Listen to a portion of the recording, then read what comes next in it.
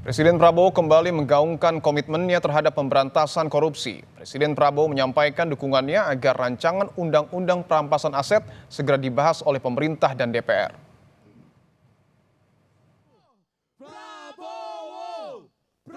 Dukungan terhadap pembahasan rancangan undang-undang perampasan aset disampaikan Presiden Prabowo dalam peringatan Hari Buruh di Komplek Monas Kamis lalu.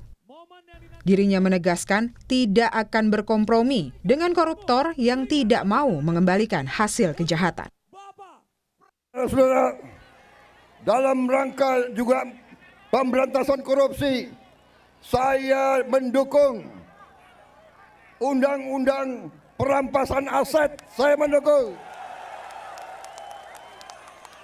Enak aja, udah nyolong, nggak mau kembalikan aset, gue tarik aja deh itu.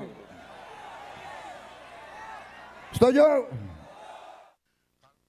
Pemerintah sebenarnya telah mengusulkan pembahasan RUU perampasan aset sejak periode pemerintahan 2019 hingga 2024. Bahkan, rancangan undang-undang perampasan aset sudah dibahas di DPR sejak tahun 2023, tapi belum disahkan hingga saat ini.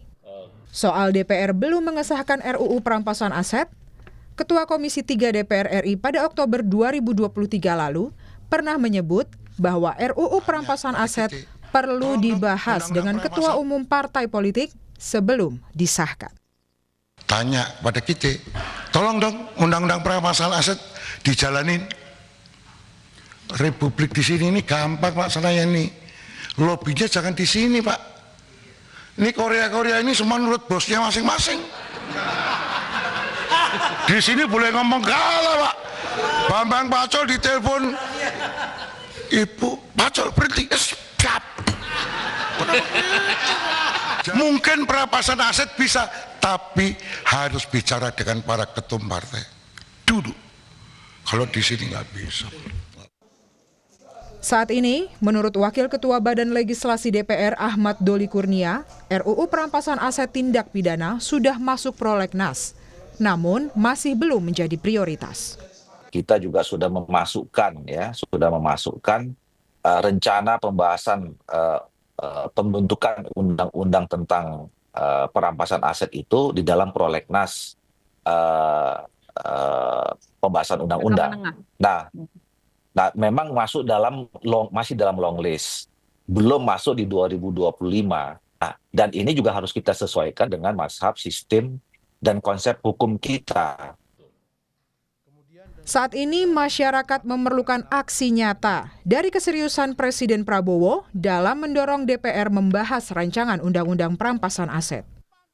Peneliti Pusat Studi Politik Hukum Pemilu dan Demokrasi Universitas Andalas Ferry Amsari bilang, RUU ini bisa berjalan jika Presiden Prabowo mampu meyakini koalisi politiknya. Tapi apakah mungkin ini mampu dilaksanakan jika melihat tabiat koruptor yang cukup luar biasa di berbagai ruang selalu ada mereka, termasuk pembentuk undang-undang, gitu ya. Nah, ini kerepotannya di sana. Apakah mampu Presiden meyakini teman-teman politiknya di parlemen untuk kemudian ikut menyetujui bersama undang-undang perampasan aset?